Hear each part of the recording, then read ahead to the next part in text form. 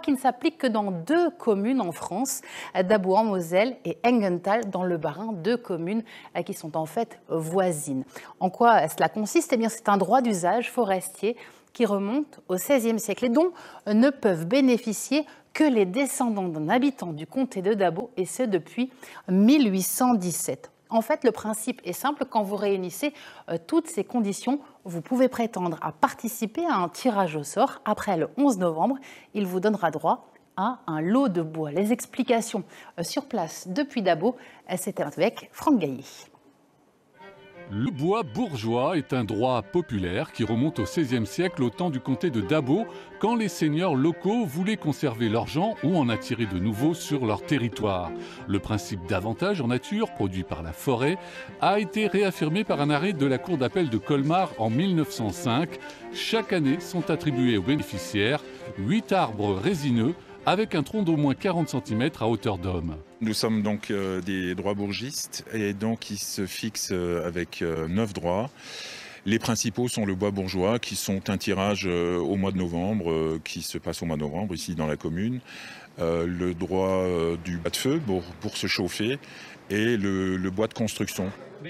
Le bois bourgeois profite aux descendants masculins des familles ayant habité Dabo avant 1752. Chaque année, les ayants droit résidant à Dabo viennent toucher leur lot, l'équivalent de 12 mètres cubes qu'ils s'empressent de vendre à un marchand de bois. Ce qui était autrefois un véritable pactole, 6 mois de salaire après-guerre, représente aujourd'hui moins de 600 €. Gabriel, retraité de l'ONF, s'est occupé du bois bourgeois pendant près de 40 ans. Ce qui a changé, selon lui, c'est le choix des arbres et les méthodes de calcul. On passait plus de temps à regarder les arbres, à faire les lots qu'on les fait maintenant. Maintenant, c'est plus vous qui faites les lots, c'est une machine qui fait les lots.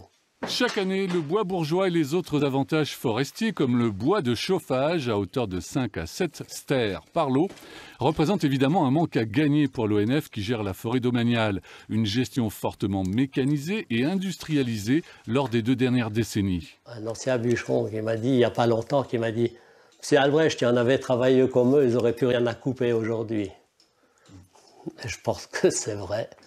Christian fait partie des 674 droits bourgistes de Dabo. Il est également à la tête d'une association qui défend leurs intérêts. Il s'est engagé dans un bras de fer juridique avec l'ONF, mais aussi une démarche écolo-citoyenne afin de protéger le bien commun. Nos droits ont été dévoyés en partie. Et puis la seconde qu'on conteste, c'est l'industrialisation de la forêt qu'on constate ces 20-30 dernières années. On va vers un enracinement très profond de la forêt au fait. Et le déséquilibre, il est trop important entre les résineux et puis les feuillus au fait. Plus de feuillus, moins de coupes et donc une meilleure canopée pour résister aussi à la nouvelle donne climatique, une évolution du bois bourgeois qui pourrait, pourquoi pas, entrer dans l'histoire.